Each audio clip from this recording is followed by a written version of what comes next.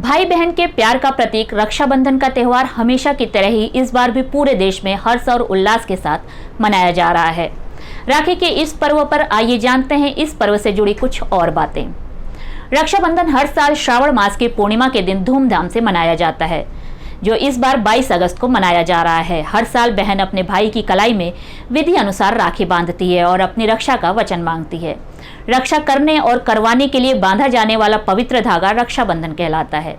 इस दिन बहनें अपने भाई की रक्षा के लिए उनके कलाई पर रक्षा सूत्र बांधती हैं और भाई बहनों को जीवन भर उनकी रक्षा का वचन देते हैं। लेकिन क्या आप जानते हैं कि रक्षाबंधन क्यों मनाया जाता है? चलिए जानते हैं रक्षाबंधन मनाने के पीछे क्या है कारण। पहले तुलसी और नीम के पेड़ को राखी बांधी जाती थी। सदियों से चली आ रही रीत के मुताबिक बहन भाई को राखी बांधने से पहले प्रकृति की सुरक्षा के लिए तुलसी और नीम के पेड़ को राखी बांधती हैं, जिसे वृक्ष रक्षाबंधन भी कहा जाता है। हालांकि आजकल इसका प्रचलन बहुत कम हो गया है या न के बराबर हो गया है।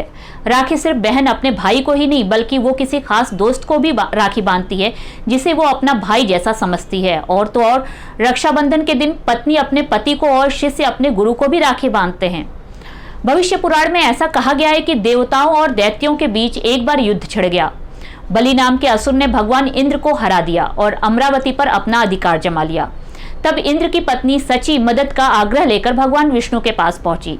भगवान विष्णु ने सची को सूती धागे से एक हाथ में पहने जाने वाला वयल बनाकर दिया। भगवान विष्णु ने सची से कहा कि इसे इंद्र की कलाई में बांध देना। सची ने ऐसा ही किया। उन्होंने इंद्र की कलाई में वयल बांध दिया और सुरक्षा व सफलता की कामना की। इसके बाद भगवान इंद्र ने बलि को हराकर अमरावती पर अपना अधिकार कर लिया। भगवत पुराण और विष्णु पुराण में ऐसा बताया गया है कि बलि नाम के राजा ने भगवान विष्णु से उनके महल में रहने का आग्रह किया। भगवान विष्णु इस आग्रह को मान गए और राजा बलि के साथ रहने लगे। मां लक्ष्मी ने भगवान विष्णु के साथ बैकुंठ जाने का निश्चय किया।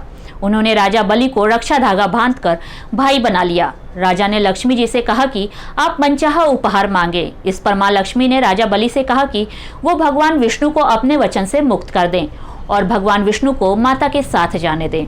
इस पर बलि ने कहा कि मैंने आपको अपनी बहन के रूप में स्वीकार किया है, इसलिए आपने जो भी इच्छा व्यक्त की है उसे मैं जरूर पूरा करूंगा। राजा बलि ने भगवान विष्णु को अपनी वचन से मुक्त कर दिया और उन्हें मां लक्ष्मी के साथ जाने दिया। ऐसी मान्यता है कि महाभारत की लड़ाई से पहले भी कृष्ण ने राजा शिशुपाल के खिलाफ सुदर्शन चक्र उठाया था। उसी दौरान उनके हाथ में चोट लग गई और खून बहने लगा। तभी द्रौपदी ने अपनी साड़ी में से टुकड़ा फाड़कर श्री कृष्ण के हाथ पर बांध दिया। बदले में श्री कृष्ण ने द्रौपदी को भविष्य में आने वाली हर मुसीबत में रक्षा करने की कसम दी थी।